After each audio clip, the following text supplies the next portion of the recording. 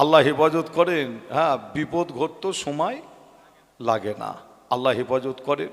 হ্যাঁ, সময় তো এইভাবে হয়ে গেল, বিদায় নেওয়ার প্রায় কাছাকাছি সময় হয়ে গেল, এখান থেকে আবার অন্য একটি জায়গায় যেতে হবে। যাই হোক, আপনাদের ছোট ভাই ছেলে হিসাবে একটা দুঃখর একটা সংবাদ আপনাদের দিই। আপনারা জানেন ফুরফুরা দরবার শরীফে বড় হাফেজ সাহেব হুজুর বলে পরিচিত ছিলেন, বড় হাফেজ সাহেব হুজুর বলে পরিচিত, যে মুজাদ্দিদুজ্জামান দাদা হুজুর পীর কেবলার যে হাতে হাত দেওয়া মানুষ, বড় হাফেজ সাহেব বলে পরিচিত ছিলেন।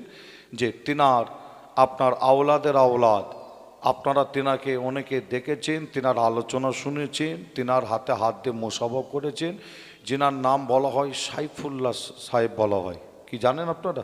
দেখেন না আপনারা যে সাইফুল্লাহ ভাই বলে, যে আপনাদের যদি বলি একটু বোঝানোর জন্য যদি বলি, আপনার একটু তিনি একটু মোটা ছিলেন, অনেকটা দেখেন না, অনেকটা মোটা ছিলেন। হ্যাঁ, আপনার হালকা পাতলা শরীর নয়, অনেকটা তিনি মোটা মানুষ ছিলেন। আজকে যত সম্ভব মনে হয়, আমি আসরের নামাজের পরে তো দরবার থেকে বার হয়েছি এখানে, আমি গাড়িতে আস্তে আস্তে শুনলাম মাগরিবের নামাজের পর মনে হয় যত সম্ভব আল্লাহর ডাকে তিনি সাড়া দিয়েছেন, ইন্তেকাল করেছেন। ইন্না লিল্লাহি ওয়া ইন্না ইলাইহি রাজিউন। জানাজার নামাজ কখন হবে এখনও খবর কিছু পাইনি। আপনারা নিশ্চয়ই জানেন যে তিনিও কিন্তু অল ইন্ডিয়া সুন্নাতুল জামাতের ওলামা হজরতদের সঙ্গে মিলে মিশে একসাথে, যেটা একজন মুসলমানের পরিচয়, ঠিক না ভুল? এটা একটা মুসলমানের একটা পরিচয়, যে তিনি কোনো দ্বন্দ্ব ঝামেলার মধ্যে তিনি থাকতেন না। কত সাদা মনের মানুষ ছিলেন, মিলেমিশে একসাথে জলসা মাহফিল করতেন আল্লাহ গারে। যে আজকে আল্লাহটাকে সাড়া দিয়েছে, আমরা দোয়া চাইব আল্লাহ পাক যেন তেনাকে জান্নাতের উচ্চ মাকাম দান করেন। জোরে বলুন আল্লাহুম্মা আমিন। আর একটু জোরে হবে না? আপনাদের ছোট ভাই ছেলে হিসাবে দোয়া চাই, আল্লাহ আপনি আমাদের সকলকে আল্লাহ ঈমান আমলের সাথে আল্লাহ হায়াত দারাজ করবেন, আর ঈমান আমলের সাথে আল্লাহ আমাদের মওত নসিব করবেন। ঈমান যদি না থাকে মনে রাখবেন জান্নাত যাওয়া তো দূরের কথা, জান্নাতের খুশবুটা কিন্তু নাকে পাওয়া যাবে না। ঈমান যদি না থাকে মনে রাখবেন জান্নাত যাওয়া তো দূরের কথা, যার ঈমান নাই মনে রাখবেন জান্নাত যাওয়া তো দূরের কথা, জান্নাতের যে একটা খুশবু সেই খুশবুটা পর্যন্ত নাকে পাওয়া যাবে না। তাই দোয়া চাইতে হয়, আর আমি প্রায় জায়গায় দোয়া চাই, দোয়া এটাই করবেন আল্লাহ যেন ঈমান আমলের সাথে আল্লাহ হায়াত দারাজ করেন, আল্লাহ যেন ঈমান আমলের সাথে যেন মওত নসিব করে। সকলে জোরে বলুন আল্লাহুম্মা আমিন। আর একটু জোরে হবে না? মুসলমানের ঘরে ছেলে মেয়েরা, বাড়া তরুণেরা, আয়ামা নওজওয়ান যুবকেরা, পর্দার অন্তরালে মা বোনেরা, এ আমার নবী প্রেমিকেরা, তাই আমি আসি বিল্লাহ আপনাদের কাছে মিসকাত শরীফের কথা বলছিলাম। এ নবী প্রেমিকেরা, আল্লাহ নবীর ওই যুবক সাহাবার কানে যখন খবরটা পৌঁছে গেল, কি খবর? আল্লাহ নবী নাকি উহুদের জমিনে শহীদ হয়ে গেছে। আমার নবী কিন্তু শহীদ হননি, মদিনা শরীফের এ গুলি ও গুলিতে একটা ভুল প্রচার চড়ানো হয়েছিল। এ নবী সাহাবারা, আল্লাহ নবী নাকি উহুদের জমিনে শহীদ হয়ে গেছে, আল্লাহ নবী নাকি শহীদ হয়ে গেছে। এই খবরটা, এই আওয়াজটা আল্লাহর নবীর এক যুবক সাহাবার কানে খবরটা পৌঁছে গেল। এ নবী প্রেমিকেরা, ওই যুবক সাহাবাটা আমার আপনার নবীকে এত মহব্বত, এত ভালোবাসতে, যুবক সাহাবাটা শোনার সাথে সাথে নিজের বাড়িতে ছুটে ছুটে চলে গিয়েছিলেন। নিজের বাড়িতে গিয়ে বিবি সাহেবার কাছে গিয়ে বলেছিল, ও আমার বিবি সাহেবা, আল্লাহ নবী নাকি উহুদের জমিনে শহীদ হয়ে গেছে, জলদি করে তুমি আমার ঢাল আর তরবারটা দাও, আমি উহুদের জমিনে যুদ্ধ করতে যাব। এ নবী প্রেমিকেরা, মিসকাত শরীফের মধ্যে পাওয়া যায় বিবি সাহেবার সময় ঢাল আর তরবারটা তুলে দিয়েছিল।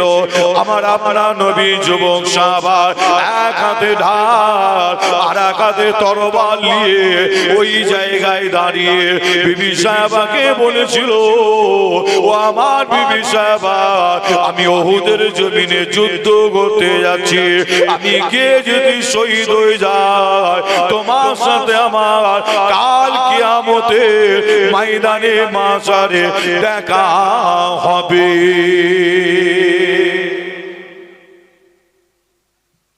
আমার আপনার নবীর জন্য সাহাবা হুজুররা নিজের জীবন দিয়েছিলেন, একটা নাই হাজারো প্রমাণ আছে।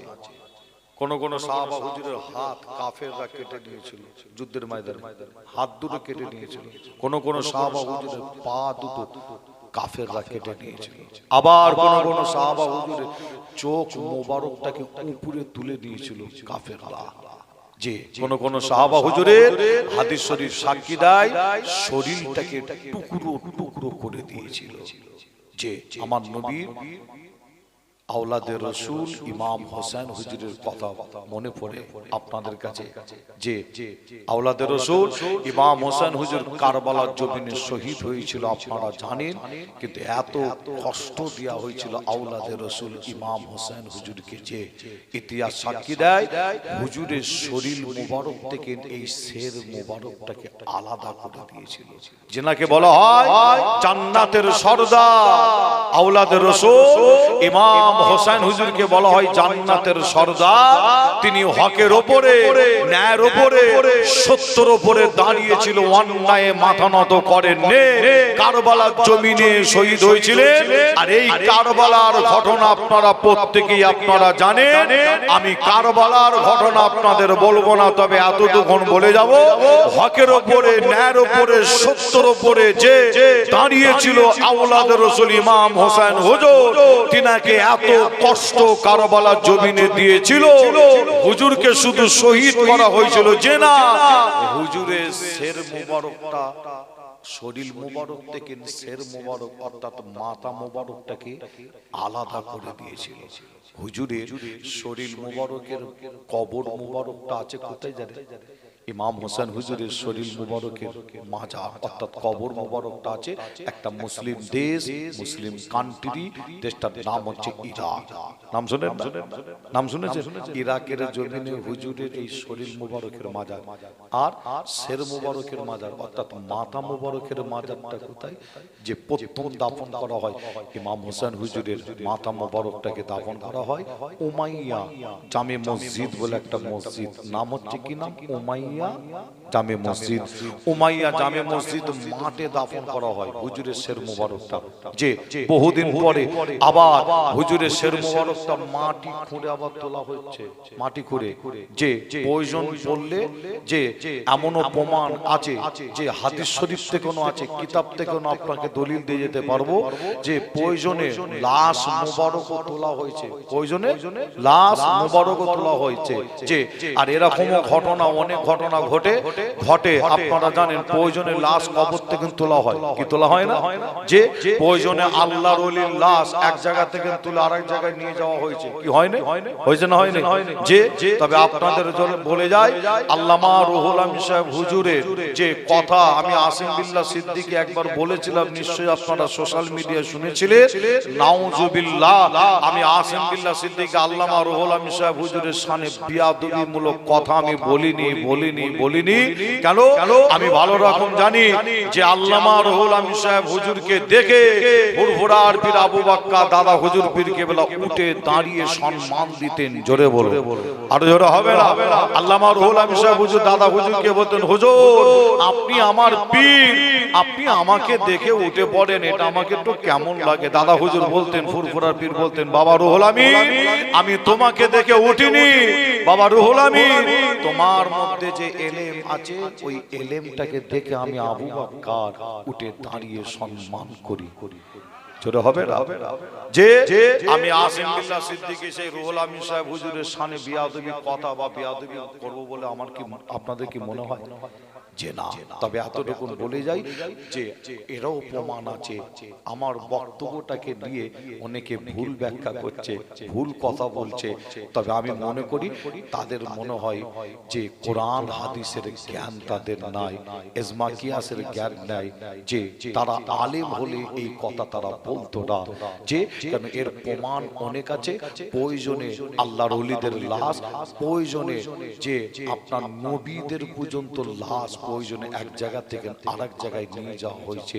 তবে আপনাদের বলে যাই, ইমাম হোসেন হুজুরের শের মুবারক উমাইয়া জামে মসজিদ মাঠ থেকে খুঁড়ে আবার তোলা হয়েছিল। দেখেন প্রয়োজন পড়েছে তুলে আবার নিয়ে যাওয়া হচ্ছে কোথায়?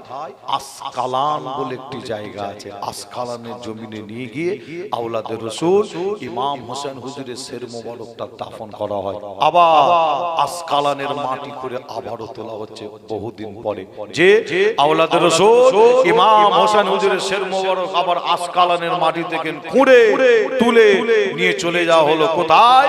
একটা দেশ আছে মুসলিম দেশ, মুসলিম কান্ট্রি, দেশটার নাম হলো মিশর। নাম নিশ্চয়ই আপনারা শুনেছেন। মিশরে হুজুরের শের মুবারকটা নিয়ে গিয়ে ওখানে নিয়ে গিয়ে দাফন করা হলো, যে আর ওই জায়গায় শের মুবারক দাফন করার পরে ওই স্থান, ওই জায়গাটার নাম হয়ে গেছে কি নাম? আল হুসাইনি এলাকা। মিশরে হুজুরের শের মুবারক দাফন করার পরে ওই জায়গার ওই এলাকাটার নাম হচ্ছে, মনে রাখবেন কি নাম? আল হুসাইনি এলাকা। আমি আসিম বিল্লাহ সিদ্দিকী ইতিহাসও পড়েছি, আবার আমি নিজে মিশর সফরে গিয়েছিলাম। একদিন নাই, দুদিন নাই, 14 থেকে 16 দিন মিশর সফরে ছিলাম। মিশর দেশ আমি গিয়েছিলাম, যে আমি গিয়ে ইমাম হোসেন হুজুরের শের মুবারকটা একবার নয় কয়েকবার জিয়ারত করতে গিয়েছিলাম, দোয়া নিতে। আমি ওখানে গিয়ে দেখলাম সারা পৃথিবী থেকে নবী প্রেমিক, রসুল প্রেমিকরা গিয়ে ওখানে ইমাম হোসেন হুজুরের শের মুবারক জিয়ারত করছে, দোয়া নিচ্ছে। যে হ্যাঁ, তবে আপনাদের ছোট ভাই ছেলে হিসাবে আপনাদের জানাই, ইমাম হোসেন হুজুরকে তারা অনেক কষ্ট দিয়েছিল কারবালার জমিনে। আপনাদের কাছে যখন বলেছি, আবার একটু আপনাদের বলে যাই, যে কিতাবের মধ্যে পাওয়া যাচ্ছে যে যেনার নাম হযরতে নবী ইউসুফ আলাইহিস সালাম। নাম শুনেছেন আপনারা? শোনেন আপনারা? একটা নবী ছিলেন যেনার নাম হযরতে ইউসুফ আলাইহিস সালাম। আচ্ছা, ইউসুফ নবীর ঘটনা আপনারা কম বেশি প্রত্যেকেই শুনেছেন, আপনারা জানেন, আপনারা পড়েছেন কিতাবে। কিন্তু ইউসুফ নবীকে শতাত ভাইয়েরা কুয়ায় ফেলে দিয়েছিল জানে মারার জন্য। যে আচ্ছা, ইউসুফ নবীকে আমার আল্লাহ কুয়া থেকে আবার তুলেছিলেন, তুলে কোন দেশের বাদশা করেছিলেন? দেশটার নাম মিশর। আচ্ছা, ইউসুফ নবীকে আল্লাহ কুয়া থেকে তুলে মিশরের বাদশা করলেন, কিন্তু ইউসুফ নবী ইন্তেকাল করলেন কোথায়? দেশটার নাম হচ্ছে মিশর। তিনি মিশরের জমিনে ইন্তেকাল করেছিলেন। আর ইন্তেকালের পরে দেখতে পাওয়া যায় মিশরের মানুষদের মধ্যে একটা দ্বন্দ্ব ঝামেলা একটা শুরু হয়ে গেল। নবী ইন্তেকালের পরে হুজুরের লাশ মুবারক তখনও কিন্তু জমিনের উপরে দাফন করা হয়নি, জানাজার নামাজ হয়নি। ইউসুফ নবীর ইন্তেকালের পরে একটা মিশরের মানুষদের মধ্যে দ্বন্দ্ব ঝামেলা। কিলে দ্বন্দ্ব? কেউ বলে ইউসুফ নবীর কবর মুবারক এখানে হবে, আবার কেউ বলে না ইউসুফ নবীর কবর মুবারক এখানে হবে, আবার কেউ বলে না ইউসুফ নবীর কবর মুবারক এখানে হবে। আপনাদের বোঝানোর জন্য যদি বলি, কেউ বলছে আমার গ্রামে হবে, কেউ বলছে আমার পাড়ায় হবে, কেউ বলছে আমার এলাকায় হবে। ইউসুফ নবীর ইন্তেকালের পরে বিশাল একটা মিশরে একটা অশান্তি ঝামেলা যখন দেখা দিল, ওই সময় মিশরের মানুষ তারা সকলে মিলে বসে আলোচনা করলো কি করা যাবে। তারা আলোচনা করলো তাহলে এক কাজ করা যাক, ইউসুফ নবীকে নীল নদে দাফন করা হবে। নীল নদটা কি? নীল নদটাকে বলা হয় পৃথিবীর জমিনে যত নদী আছে, নীল নদটাকে বলা হয় জান্নাতি নদী বা জান্নাতের নদী বলা হয়। জোরে জোরে হবে না? কিন্তু নীল নদে দাফন করা হবে। মিশরের মানুষ এই সিদ্ধান্ত নিলেন, তার কারণটা কি আপনাদের বলে যায়। মিশরের যত বড় বড় কারবার, ব্যবসা বাণিজ্য, চাষ আবাদ যা কিছু, যে সব ওই নীল নদের পানিকে নিয়ে। আমাদের এলাকায় যেমন কাজ কারবার, ব্যবসা বাণিজ্য, চাষাবাদ পানি যেমন লাগে, ওখানেও মিশরের কারবার, ব্যবসা বাণিজ্য, চাষ আবাদ সব ওই মিশরের নীল নদ পানি কে নিয়ে সব কারবার, ব্যবসা বাণিজ্য, চাষ আবাদ। যদি মিশরের নীল নদ নদী যদি শুকিয়ে যায়, মিশরের বিশাল একটা ক্ষয়ক্ষতি হয়ে যাবে, বিশাল ক্ষয়ক্ষতি, পানি তাহলে পাওয়া যাবে না, বিশাল ক্ষয়ক্ষতি। তাই মিশরের মানুষ আলোচনা করলো তাহলে এক কাজ করা যাক, ইউসুফ নবীকে নীল নদে দাফন করা হয়। আল্লাহ চাইলে ইউসুফ নবীর উসিলায় এই পানিকে আরো বরকতময় করবে। জোরে বলো। যেটা হবে মুসলমানের ঘরে ছেলে মেয়েরা বাড়া তরুণেরা আয়ামানাও জবান যুবকেরা পর্দার অন্তরালে মা বোনেরা এ আমার নবী প্রেমিকেরা তাই আপনাদের জানিয়ে দিয়ে যায় হযরতে নবী ইউসুফ আলাইহিস সালামকে ওই নীল নদে দাফন করা হয়েছিল। ইতিহাস সাক্ষী দেয়, কিতাবের মধ্যে পাওয়া যায় আবার ইউসুফ নবীকে ওই নীল নদ থেকে না বা তোলা হয়েছিল। এ যুবকেরা আপনারা লক্ষ্য করে একটু শোনেন, ইউসুফ নবীকে নীল নদে দাফন করা হয়েছিল, আবার নবীকে আবার ওখান থেকে বহু বছর পরে তোলা হয়েছিল। তুলেছিল কে? একজন নবী, যিনার নাম হলো হযরত নবী মূসা আলাইহিস সালাম। নাম শুনেছে হযরত নবী মূসা আলাইহিস সালাম ইউসুফ নবীকে ওই নীল নদ থেকে তুলে আবার ওখান থেকে অন্য একটা দেশে নিয়ে চলে গিয়েছিল। ওই দেশটার নাম বলা হয় প্যালেস্টাইন, অর্থাৎ ফিলিস্তিন বলা হয়। এই নবী প্রেমিকেরা ওই প্যালেস্টাইনের জমিনে আল্লাহর ঘর মসজিদকে দখল করার জন্য ইসরায়েলের ইহুদিরা তারা বোম দিয়ে, গুলি দিয়ে, বারুদ দিয়ে, রকেটের হামলা করে হাজার হাজার মুসলমানকে শহীদ করে দিচ্ছে। এই যুবকেরা প্যালেস্টাইনের মুসলমানের দিকে যদি লক্ষ্য করে দেখে, আল্লাহ তাদের ইমানি পাওয়ার, ইমানি জজবা আল্লাহ তাদের আলাদা দিয়েছে। আমি আসিম বিল্লাহ মনে করি তারা অন্যায় মাথা নত করে না, ইহুদির কাছে মাথা নত করে না। এই নবী প্রেমিকেরা আপনাদের জানিয়ে দিয়ে যায়, প্যালেস্টাইনের মুসলমান ওই মসজিদুল আল আকসাকে, আল্লাহর ঘরকে হেফাজত করার জন্য তারা শুধু তাদের শরীরের রক্ত নয়, জীবন দিও আল্লাহর ঘর মসজিদকে তারা হেফাজত করার চেষ্টা করছে। আরো জোরে বলুন সুবহানাল্লাহ, আরো একটু জোরে বলুন সুবহানাল্লাহ। এই নবী প্রেমিকেরা ওই প্যালেস্টাইনের জমিনে হযরত নবী মূসা আলাইহিস সালাম ইউসুফ নবীকে নিয়ে প্যালেস্টাইনের জমিনে, ফিলিস্তিনের জমিনে ইউসুফ নবীকে নিয়ে গিয়ে আবার দাফন করা হয়েছিল। এই নবী প্রেমিকেরা তাই আপনাদের জানিয়ে দেয়, মিশকাত শরীফের কথা আপনাদের বলছিলাম। হাদিস শরীফটার নাম হলো মিশকাত শরীফ। এই মিশকাত শরীফ খুললে দেখতে পাবে, মিশকাত শরীফের মধ্যে পাওয়া যায় ওই যুবক সাহাবা, আমার নবী যুবক সাহাবা বিবি সাহেবার কাছে দাঁড়িয়ে এক হাতে ঢাল আর এক হাতে তরবারি নিয়ে বলেছিল, আমি উহুদের জমিনে যুদ্ধ করতে যাচ্ছি, আমি গিয়ে যদি শহীদ হয়ে যায় তোমার সাথে আমার কাল কিয়ামতের ময়দানে মাশারে দেখা হবে। আল্লাহ নবী যুবক সাহাবা এক হাতে ঢাল আর এক হাতে তরবারটাকে নিয়ে ওই যুদ্ধের ময়দানের দিকে, উহুদের ময়দানের দিকে দৌড়তে লাগে। উহুদের জমিনে গিয়ে বেঈমানদের সাথে তুমুল যুদ্ধ শুরু করে দেয়।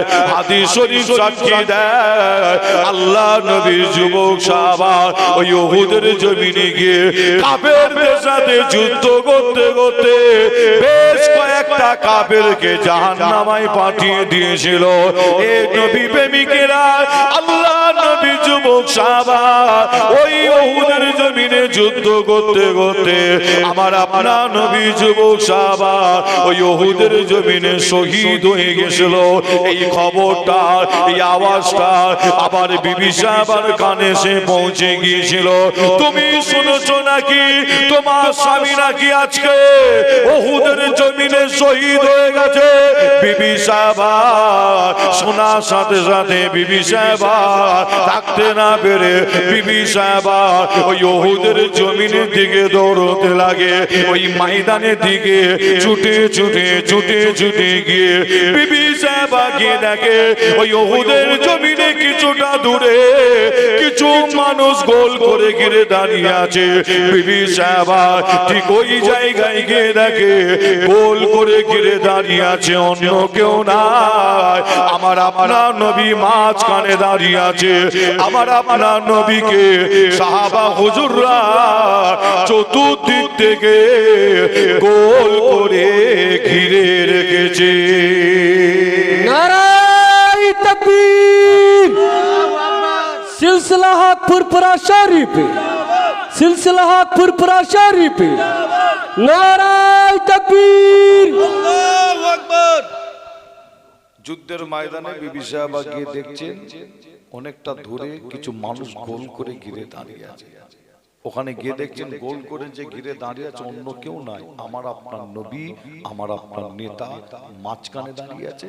আর সমস্ত সাহাবা হুজুরা তারা তাদের শরীর দিয়ে, হাদিস শরীফ সাক্ষী দিচ্ছে, তারা তাদের শরীর দিয়ে, সাহাবা হুজুরা শরীর দিয়ে আমার রাসূলকে কাট, যাতে আমার নবীর উপর আর কোনো কাফের বেঈমানেরা একটা আঘাত করতে না পারে। তাদের জীবনের কোনো পরোয়া ছিল না, জীবন চলে যায় চলে যাবে, কিন্তু নবীর উপরে একটাও আঘাত আনতে দেওয়া হবে না। সাহাবা হুজুররা তারা তাদের শরীর দিয়ে আমার রাসূলকে কাট যুদ্ধের ময়দানে, কিন্তু বিবি সাহেবা ওখানে গিয়ে পৌঁছে গিয়ে আমার আপনার নবীকে বলেছিলেন, ইয়া রাসূলুল্লাহ, ইয়া হাবিবাল্লাহ, হুজুর বিয়াদবি মাফ করবেন, ক্ষমা করবেন, আপনি যদি হুকুম দেন, ইজাজত দেন, আপনার কাছে একটা কথা বলি। আমার নবী হুকুম দিলেন, কি হয়েছে বলো?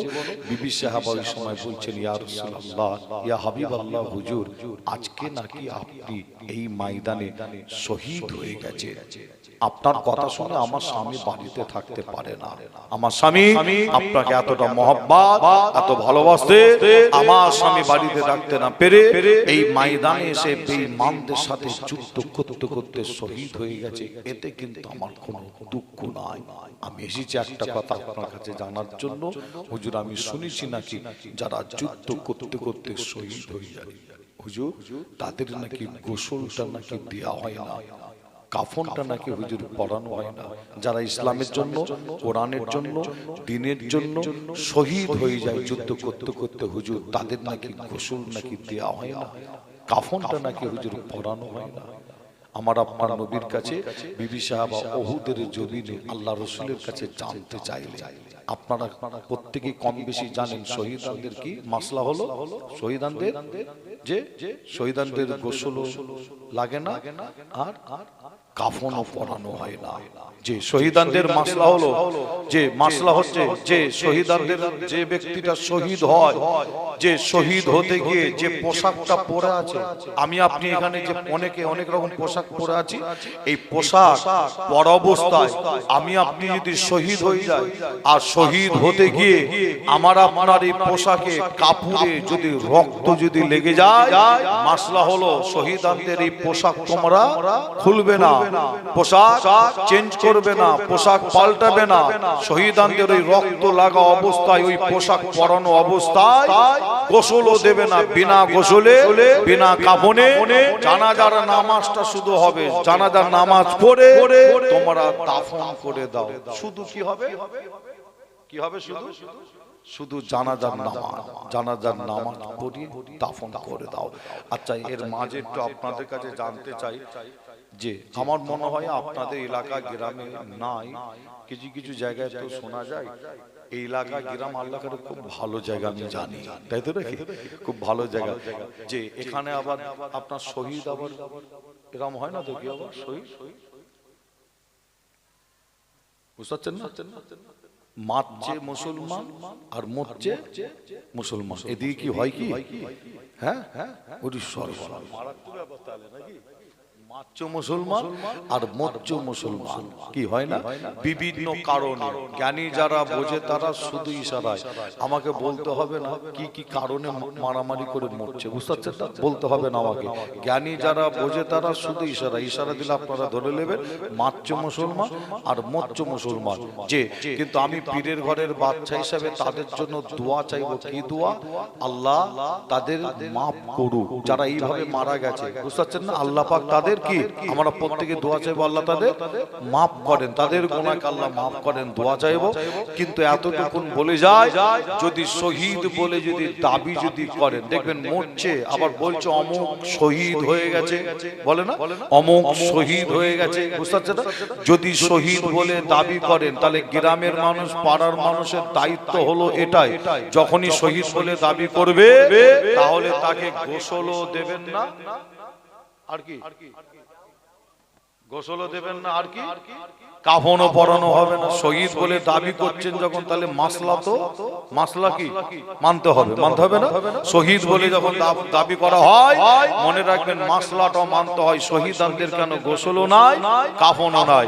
বিবি সাহাবা আমার আপনার নবীর জবান থেকে এই কথাটা শুনে বলেছিলেন কি জানেন? আল্লাহ রসুলকে বলেছিলেন, হুজুর আজকে যেন আমার স্বামীটাকে গোসল দিয়ে কাফন পরিয়ে জানাজার নামাজ পড়িয়ে যেন দাফনটা করা হয়। আল্লাহ রসুল বলছেন শহীদানদের গোসল কাপড় দেয়।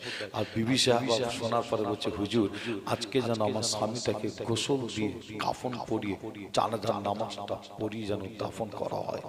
আল্লাহ রসুল বললেন, তোমার স্বামীর কপাল তকদির নসিব আল্লাহ বড় করেছে, শহীদানের দরজা পেয়েছে, তার তো গোসল নাই কাফন নাই।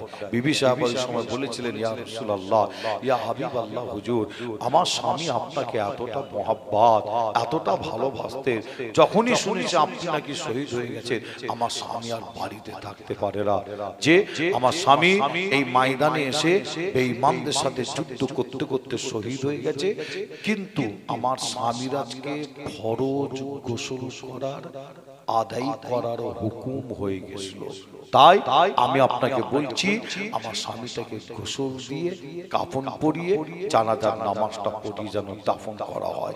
ফরজ গোসল বাদ দিয়ে এই ময়দানে এসে বেঈমানদের সাথে যুদ্ধ করতে করতে শহীদ হয়ে গেছে আমার আপনার নবী। শোনার সাথে সাথে ওই সময় সাহাবা হুজুরগণদের বললেন, যাও একবার ময়দানটাকে খুঁজে ফেলো, যুদ্ধের ময়দানটা, আমার ওই যুবক সাহাবার লাশটা কোথায় পড়ে আছে খুঁজে নিয়ে এসো। সাহাবা হুজুরা উহুদের ময়দানটাকে খুঁজে ফেলেন, যুদ্ধের ময়দান, যুদ্ধ হয়েছে। আর সাহাবা হুজুরা খুঁজে ফেলে আমার আপনার নবীর কাছে এসে সাহাবা হুজুরা বলছেন কি জানেন, হুজুর আপনার ওই যুবক সাহাবা লাশটা আমরা খুঁজে পাই, খুঁজে পাওয়া যাচ্ছে না।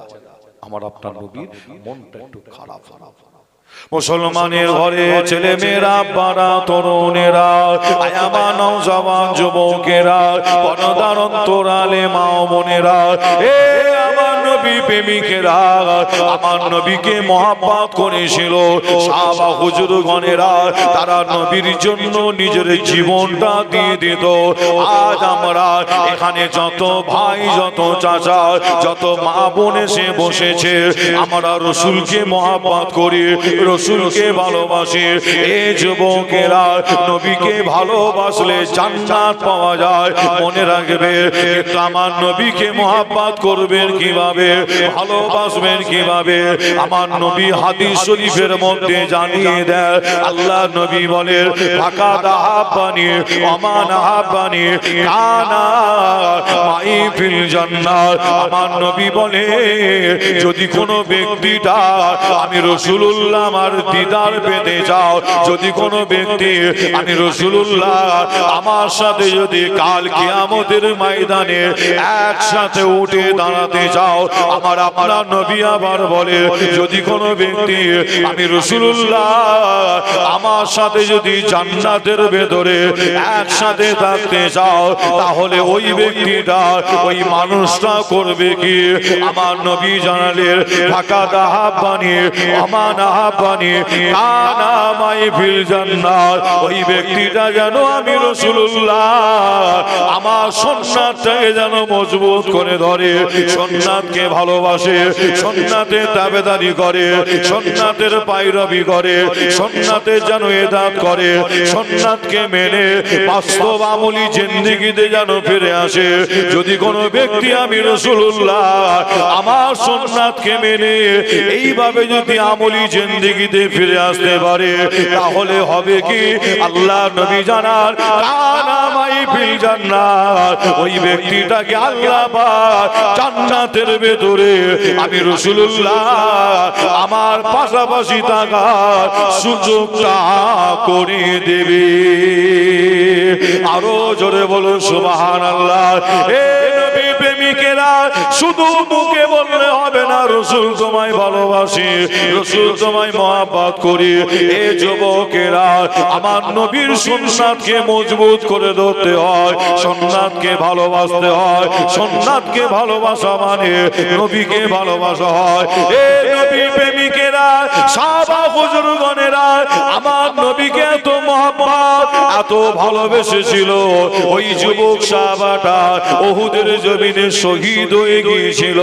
এ নবী প্রেমিকেরা আল্লাহ নবী সাহাবারা যখন উহুদের জমিনটাকে খুঁজে ফেলে আমার নবীর কাছে এসে বলেছিল, ইয়া রাসূলুল্লাহ, ইয়া হাবিবাল্লাহ, হুজুর আপনার যুবক সাহাবার লাশটা আমরা খুঁজে পাইনি। আল্লাহ নবীর মনটা খারাপ হয়ে গিয়েছিল। এ নবী প্রেমিকেরা আল্লাহ পাক ওই সময় হযরত জিবরাইল ফেরেশতাকে আমার নবীর কাছে পাঠিয়ে দিয়েছিল। মিসকাত শরীফের মধ্যে পাওয়া যায় হযরত জিবরাইল ফেরেশতা আমার আপনার নবীর কাছে এসে সালাম দিয়েছিল, আসসালামু আলাইকা ইয়া রাসূলুল্লাহ, ইয়া হাবিবাল্লাহ। হুজুর আপনি চিন্তা করবেন না, হুজুর আপনি চিন্তা করবেন না, আল্লাহ আপনাকে চিন্তা করতে মানা করেছে। এ নবীর উম্মতেরা, আয় আমার নবীর উম্মত উম্মতিরা, পর্দার অন্তরালে মা ও বোনেরা, হাদিস শরীফের মধ্যে পাওয়া যায় হযরত জিবরাইল ফেরেশতা আমার আপনার নবীর কাছে এসে বলেছিল, হুজুর আপনার যে যুবক সাহাবার লাশটা অন্যান্য সাহাবারা মিলে খুঁজছিল, ওই যুবক সাহাবার লাশটাকে আল্লাহর ফেরেশতারা তারা থাকতে না পেরে তারা সকলে মিলে খুশিতে আনন্দেতে এই জমিন থেকে আল্লাহর ফেরেশতারা যুবক সাহাবার লাশটাকে আসমানের উপরে তুলে নিয়ে গিয়ে হাউজে কাউসারে পানি দিয়ে তারা গোসল দিচ্ছে। সুবহানাল্লাহ, জোরে হবে না সুবহানাল্লাহ। সুবহানাল্লাহ। আল্লাহর ফেরেশতারা যুদ্ধের ময়দান থেকে সাহাবা হুজুরের লাশ মুবারক ফেরেশতারা তুলে নিয়ে আসমানে চলে গেছিলেন। ফরজ গোসল বাদ দিয়ে যুদ্ধ করেছে, যে শহীদদের গোসল কাফন নাই, তারপর ফরজ গোসল বাদ দিয়ে যুদ্ধের ময়দানে চলে এসেছিলেন। যুদ্ধ করতে করতে শহীদ হয়ে গেছে, গোসলের প্রয়োজন, তাই ফেরেশতারা তারা খুশিতে আনন্দেতে আল্লাহু আকবার তারা সাহাবা হুজুরের লাশ মুবারক আসমানের উপরে তুলে নিয়ে চলে গিয়েছিলেন। আসমানের উপরে তুলে নিয়ে গিয়ে ফেরেশতারা মিলে তারা হাউজে কাউসারের পানি দিয়ে গোসল দিয়েছিলেন। জোরে হবে না? সুবহানাল্লাহ। সাহাবা হুজুরের লাশ মুবারকটা কি আসমানি ফেরেশতারা রেখে দিয়েছিলেন? যে না, গোসল দেওয়ার পরে সাহাবা হুজুর আবার ওই যুদ্ধের ময়দানে ফেরেশতাগণেরা সাহাবা হুজুরের লাশটাকে আসমান থেকে নিচে নামিয়ে দিয়ে গিয়েছিলেন। মিসকাত শরীফ হাদিস শরীফের মধ্যে পাওয়া যাচ্ছে সাহাবা হুজুররা যিনারা যুদ্ধের ময়দানে ছিলেন যখনই লাশ মুবারকটা নামিয়ে দিয়ে যায়, ছুটে ছুটে ছুটে ছুটে অন্যান্য সাহাবা হুজুররা ছুটে ছুটে ছুটে ছুটে ওই সাহাবা হুজুরের কাছে গিয়ে দেখছে তখনও পর্যন্ত সাহাবা হুজুরের এই চুলের গোড়া থেকে দাড়ি মুবারকের গোড়া থেকে তখনও পর্যন্ত পানি টুপা করাতে লাগে। সুবহানাল্লাহ, জোরে বলবেন না? সুবহানাল্লাহ। আমার আপনার নবীকে মহব্বত করেছিলেন সাহাবা হুজুরগণেরা, অবশ্যই আপনাকে আমাকে সেই সাহাবা হুজুরগণদের থেকে শিক্ষা নিতে হয়। আল্লাহর ওলিরা ভালোবেসেছিলেন, তাদের থেকেও শিক্ষা নিতে হয়। কলিকাতার জমিনে শুয়ে আছে যিনাকে বলা হয় সুফি ফাতি আলী ওয়াইসি রহমাতুল্লাহ আলাইহি, বড় একজন আল্লাহর ওলি ছিলেন। দাদা হুজুর পীর কেবলার পীর ছিলেন তিনি। দাদা হুজুরের পীর সুফি ফাতি আলী ওয়াইসি রহমাতুল্লাহ আলাইহি আমার রাসূলকে এত মহব্বত এত ভালোবাসতেন, যখনই মনে করতেন আল্লাহর নবীর সাথে কি আমার একবার দিদার হবে না, খালি চোখটা বন্ধ করতেন, আল্লাহু আকবার, চোখ বন্ধ করার সাথে সাথে আমার নবীর সাথে হযরতে সুফি ফাতি আলী ওয়াইসি হুজুরের সাথে কয়েক মুহূর্তের মধ্যে দিদার হয়ে যেত। সুবহানাল্লাহ, জোরে হবে না সুবহানাল্লাহ? যে আমি আপনাদের ছোট ভাই ছেলে হিসাবে আপনাদের বলে যাব, আপনাদের এখানে যে মাদ্রাসা আছে আছে, এই মাদ্রাসার দিকে আপনারা লক্ষ্য রাখবেন। মাদ্রাসা হলো নবীর ঘর, অবশ্যই লক্ষ্য রাখবেন। আপনারা অর্থ দিয়ে, সময় দিয়ে সহযোগিতা করবেন, যাতে মাদ্রাসা আরো উন্নত হয়। তাই তো নাকি? আরো উন্নত হয়, আপনার লেখাপড়ার দিকে